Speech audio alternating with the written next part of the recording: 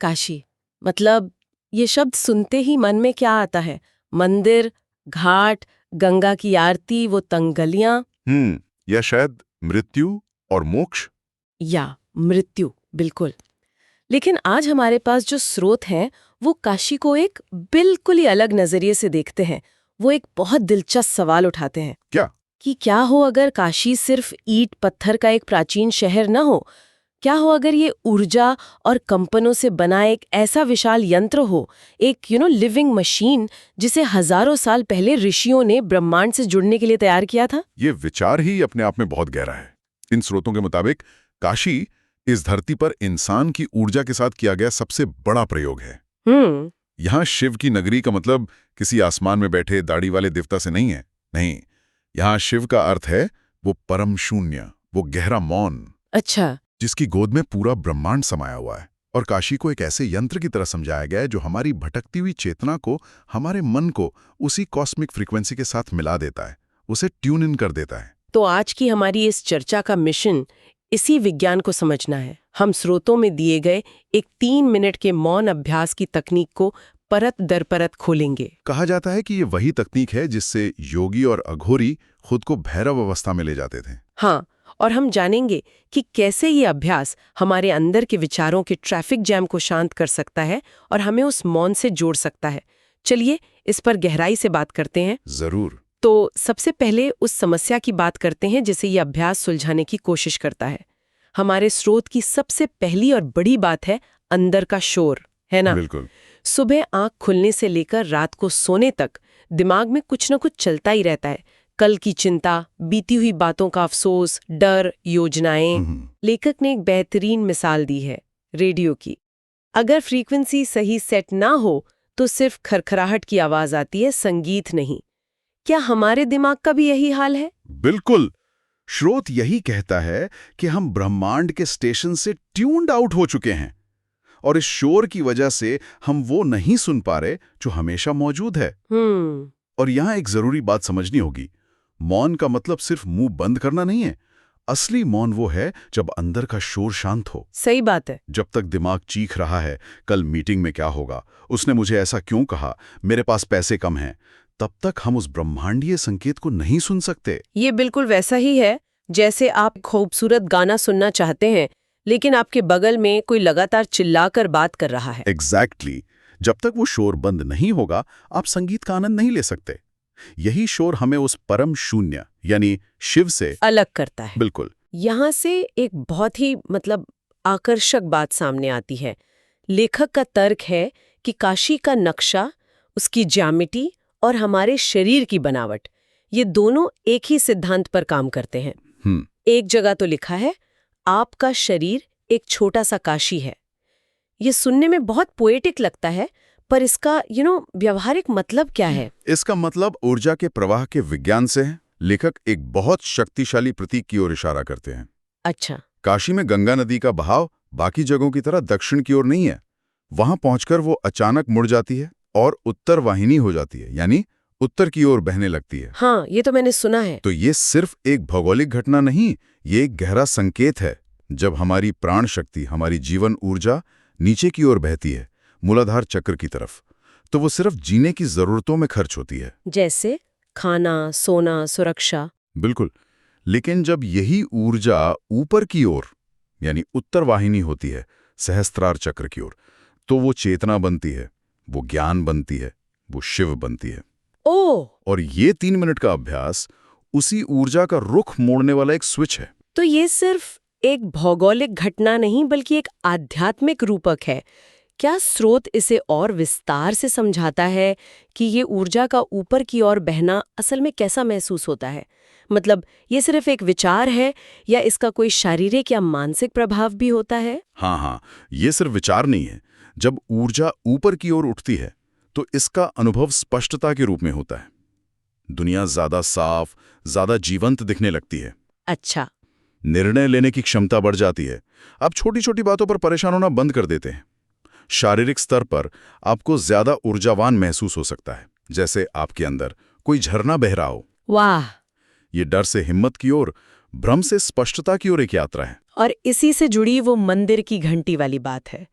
कि असली जादू टन की आवाज में नहीं। बल्कि उसके बाद के गहरे सन्नाटे में है। हाँ, मैंने इस तरह से कभी नहीं सोचा था। ये तो ध्यान खींचने का एक बहुत ही सटल तरीका है। बिल्कुल सही। और लेखक का तर्क है कि पूरे काशी शहर को ठीक उसी घंटी की तरह डिजाइन किया गया है। पूरे शहर को? हाँ, वहाँ की घुमावदार गलियां, घाटों की सीढ़ियां, मंदिरों की एक दूसरे से दूरी, ये सब मिलकर एक खास ज्यामिति, एक यंत्र बनाते हैं। ये कोई रैंडम अर्बन प्लानिंग नहीं है। जब कोई काशी में कदम रखता है तो उसका ऊर्जा शरीर अनजाने में ही उस बड़े यंत्र के कंपनों से टकराता है। ये कंपन हमारे अंदर के शोर को धीरे धीरे शांत करने लगते हैं। ओके। और इस 3 मिनट के अभ्यास का उद्देश्य हमारे अपने शरीर को उसी काशी यंत्र की एक छोटी प्रतिकृति में बदलना है, ताकि हम कहीं भी हों उस ऊर्जा को महसूस कर सकें। जैसा कि शिव पुराण में कहा गया है, यह शरीर ही सबसे बड़ा तीर्थ है। बिल्कुल। मतलब आपको मोक्ष के लिए कहीं बाहर जाने की जरूरत नहीं, सारे उपकरण आपके अंदर ही मौजूद हैं। काशी की ज्यामिति और हमारे शरीर के बीच का ये कनेक्शन समझने के बाद अब मैं ये जानने के लिए उत्सुक हूँ कि इस 3 मिनट के अभ्यास से हम इस कनेक्शन को खुद कैसे महसूस कर सकते हैं। स्रोत इसकी विधि के बारे में क्या बताता है? स्रोत इस अभ्यास को 3 सरल लेकिन गहरे चरणों में बांटता है: आसन, प्राण और धारणा। ठीक है। पहला चरण है आसन, यानी बैठने की सही मुद्रा। यहां शरीर को घाट और सांसों को गंगा कहा गया है।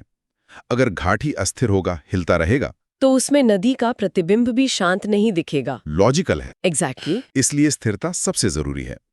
रीढ़ की हड्डी बिल्कुल सीधी होनी चाहिए, बिना किसी तनाव के। और बैठने की मुद्रा के बारे में कुछ खास बताया गया है? हाँ, हाथों को घुटनों पर रखना है, हथेलियां आसमान की तरफ खुली हुई।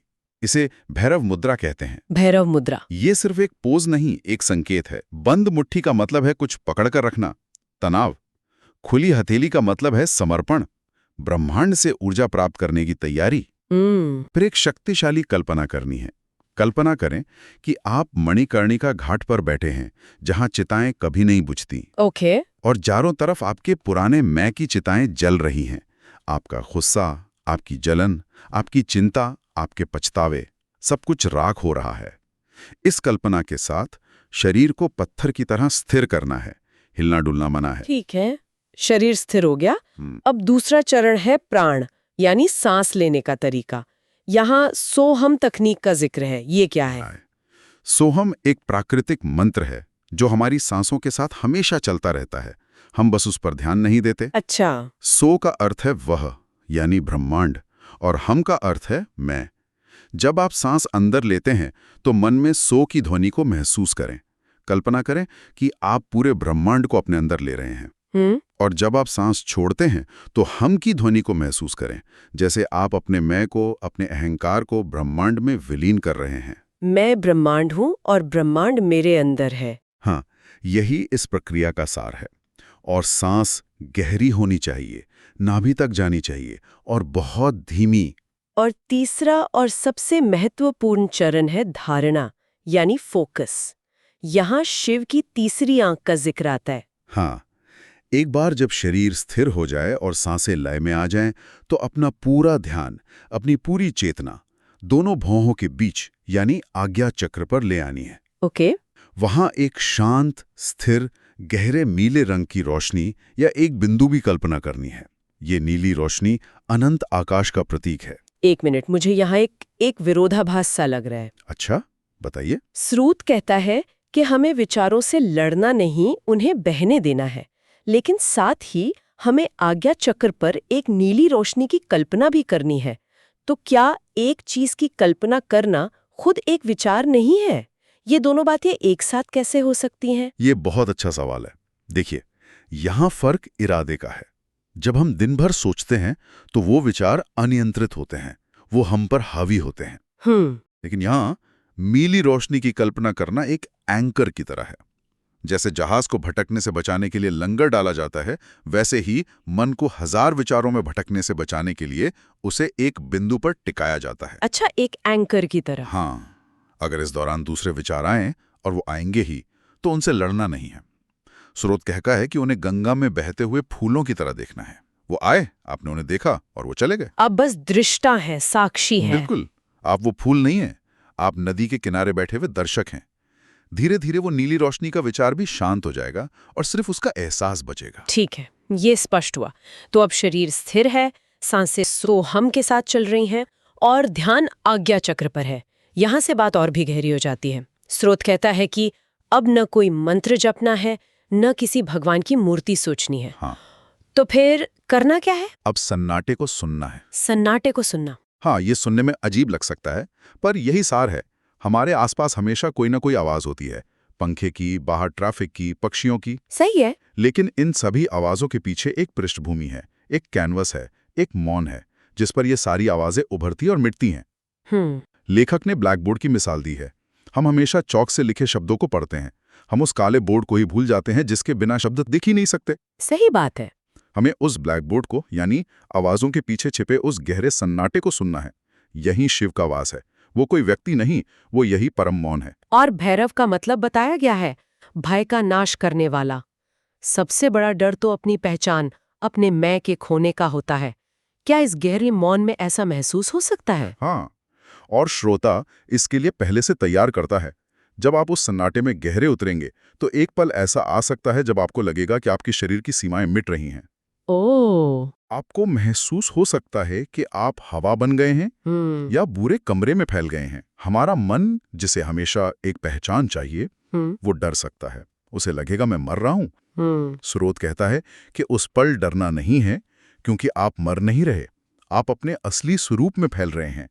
आप शिव की गोद में गिर रहे हैं। ये वो अवस्था है जिसे तुर्य कहते हैं। हाँ, जागने, सपने देखने और गहरी नींद से परे की चौथी अवस्था। इसे ऐसे समझिए जैसे जब आप सुबह नींद से जागने वाले होते हैं, नींद पूरी हो चुकी है, पर आंखें अभी बंद हैं, और उस एक पल में न कोई चिंता होती है, न कोई योजना, बस अपने होने का एक गहरा शांत एहसास होता है। बिल्कुल। तो इस 3 मिनट के अभ्यास के बाद इस गहरी अवस्था से बाहर कैसे आना है? क्या एकदम से आंखें खोल लेनी है? नहीं, बिल्कुल नहीं। वापसी उतनी ही धीरे होनी चाहिए जितना गहरा गोता था। लेखक इसकी तुलना एक गोताखोर से करते हैं जो धीरे धीरे पानी की सतह पर आता है। अच्छा। उनको फिर धीरे धीरे अपनी हथेलियों को आपस में रगड़कर गर्म करना है और उस ऊर्जा को अपनी आंखों पर रखना है, ताकि वो चेतना और ऊर्जा पूरे शरीर में फैल जाए। फिर कुछ गहरी सांसें लेकर बहुत आराम से आंखें खोलनी है। तो इस सब का मतलब क्या है? मान लीजिए किसी ने यह अभ्यास नियमित रूप से करना शुरू कर दिया, इससे हासिल क्या होता है?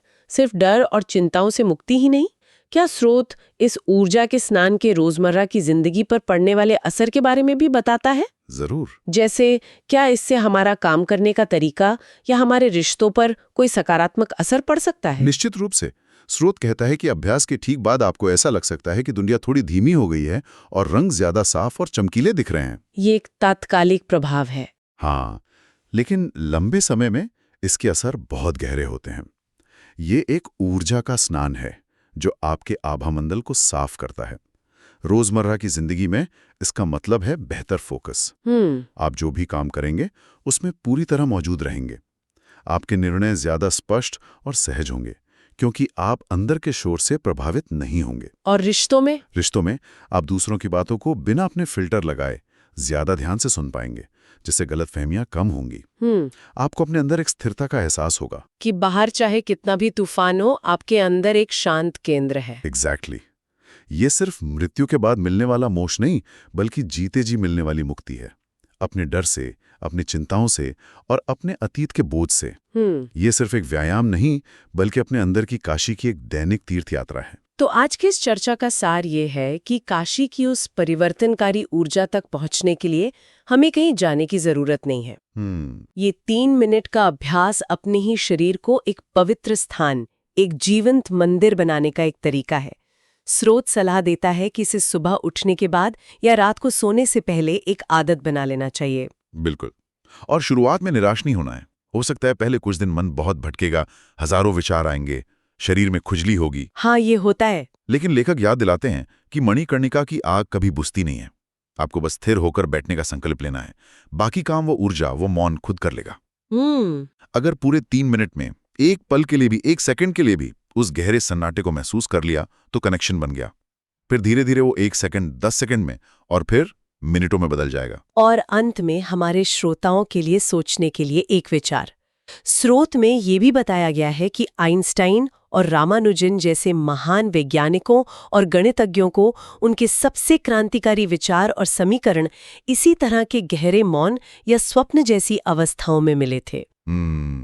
ये बहुत दिलचस्प है। तो सवाल ये उठता है कि क्या ये ब्रह्मांडीय संकेत सिर्फ एक तरफा है जिसे हम निष्क्रिय होकर सुनते हैं, या फिर ये गहरा मौन ब्रह्मांड के साथ एक दो तरफीय संवाद का दरवाजा हो सकता है, जहां हम न सिर्फ सुनते हैं बल्कि अपने सबसे गहरे सवाल पूछ भी सकते हैं? और शायद, सिर्फ शायद, उनके जवाब भी पा सकते हैं। बिल्कुल।